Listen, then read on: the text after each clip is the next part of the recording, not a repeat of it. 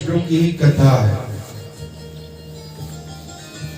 श्री हरि की ही माया है। सब देवताओं में प्रमुख वही देवता है श्री हरि, उन्हीं की ये कथा है। सत्यनारायण कथा जो है, ये कथा कैसी है कि राम कथा सुंदर करतारी, संशय विहंग उड़ावन हारी। राम कथा सुन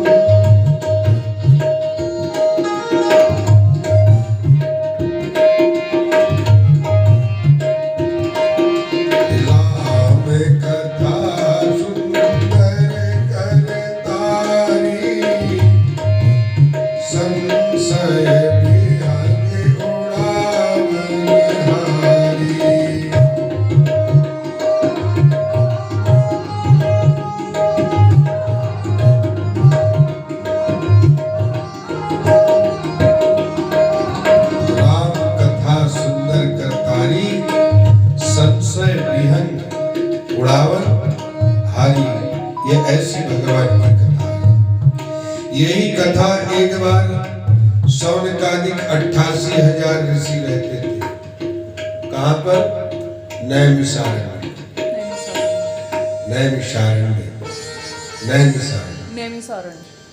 वहां पर सूत जी ऋषि रहते थे। बड़े ज्ञानी, ध्यानी, तत्व ज्ञानी, मर्म ज्ञानी, वेद ज्ञानी, ऐसे महर्षियों के दर्शन करके ही जीवन धन्य है। और जिस घर में ऐसी सुंदर सुंदर कथा आयोजन, ये कमरा बहुत पवित्र हो गया, इसमें लगातार कई प्रोग्राम हो गए। ये कथा का ही स्थल हो गया। अब इसमें राम कथा का आयोजन होगा कभी 7 दिन का, यही हो जाएगा। इसलिए बनाया जाता है। तो एक बार शौनकादिक ऋषियों ने पूछा कि महाराज, एक समय ऐसा आने वाला है। देखिए, सतयुग में क्या है कि पहले ये सब करने की जरूरत नहीं पड़ती थी, छोटी छोटी पूजा। पहले ऋषि लोग ध्यान, धारणा, समाधि 100 वर्ष तक ध्यानस्थ होकर के बैठे रहे। त्रेता में कुछ कम हुआ, इतनी समाधि नहीं। फिर पूजा पाठ भगवान श्री राम के राज्य में त्रेता में प्रभु का आगमन हुआ। राजा दशरथ ने उनको राजा बनाना चाहा, तो पहले वन को चले गए, फिर लौट करके आए। तो 11,000 वर्ष उन्होंने अयोध्या में आने के बाद राज किया। 11,000। राम का राज जैसा किसी का राज ही नहीं चला।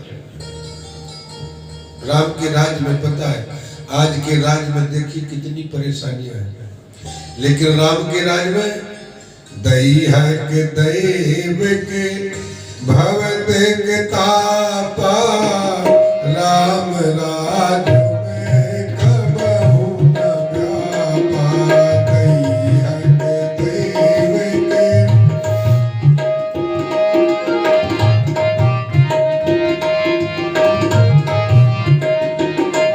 के दैविक भौतिक, न तो समाज के द्वारा, न शरीर के द्वारा, न किसी प्रकार किसी के द्वारा कोई कष्ट नहीं है। 11,000 वर्ष तक राम ने राज्य किया और कभी कोई संकट नहीं आया। भगवान ने कहा कि मैं राजा बनूं, जो राजा नीतिवान हो तो प्रजा भी नीतिवान होती है। और राजा जब समझ लीजिए कि गड़बड़ हो तो प्रजा भी वैसी हो जाती है। सीखता तो वही है, जैसे संसर्ग दोष गुणा भवंती, जैसे लोग संसर्ग में रहते हैं। राम जब राजा बने तो उन्होंने कहा था कि जो अनीत कछु भाखो भाई, तो मोहि पर देव भय बिसराई। जो